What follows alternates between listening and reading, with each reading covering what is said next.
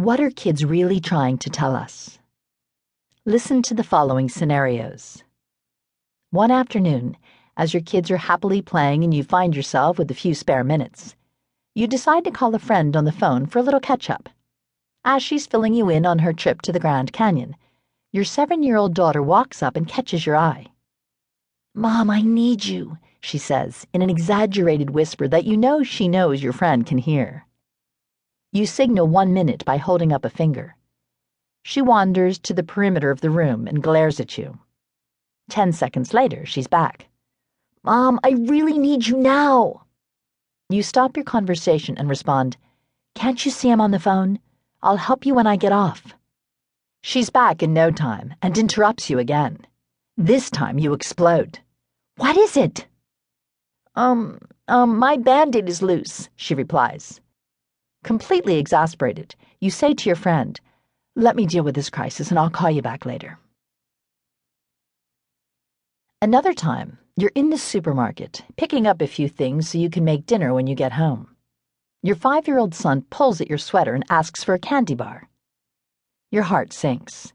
You know what you're in for. Nevertheless, you tell him no, hoping the outcome will be different this time. It's not. He begins to whine that he's starving to death, and you offer him a single-serve box of raisins instead. This only infuriates him. If he wanted raisins, he would have asked for raisins. And pretty soon he's on the floor having a full-fledged tantrum. You watch other customers walk by. A few are clearly sympathetic, but the rest you know are silently calling your child a spoiled brat and judging your parenting, or lack thereof. Now all you want to do is get out of there. You decide ordering pizza tonight sounds like a really good idea, and you make your getaway. What happened? Your daughter is completely capable of putting a new Band-Aid on herself, and she knows it.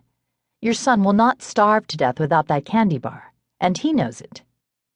On the surface, the Band-Aid and the candy bar may seem to be the focus of these scenarios. In truth, there's a much deeper issue present. Through situations like these, kids are unknowingly trying to tell us what they really need, and parents are unknowingly misinterpreting their signals, playing directly into the misbehavior.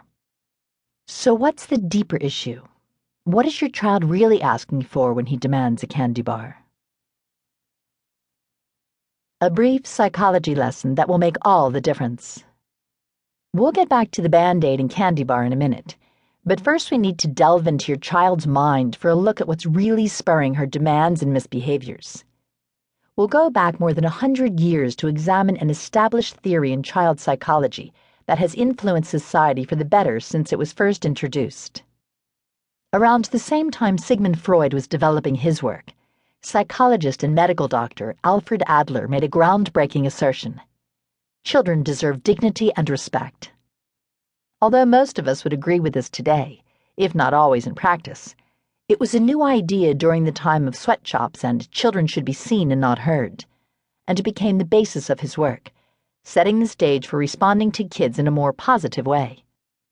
3 of Adler's principles developed from this belief will influence all the strategies in this book. Premise 1.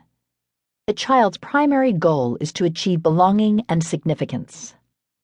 Once a child's most basic physical needs for food and shelter are met, he then craves these 2 fundamental emotional mainstays. But what do belonging and significance mean from a child's perspective? In terms of belonging, a child needs to know where he fits in, his place in the family, and how he's emotionally connected to other members. And to feel a sense of significance, he needs to perceive himself as being capable, making a difference through meaningful contributions to the family.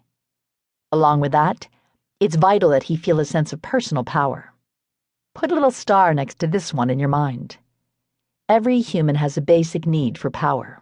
If we don't get it in positive ways, we will resort to negative methods, which often result in some of the most frustrating behaviors our kids exhibit. Premise 2.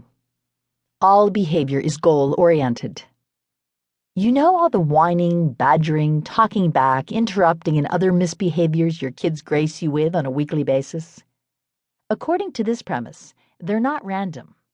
Your child doesn't even know it.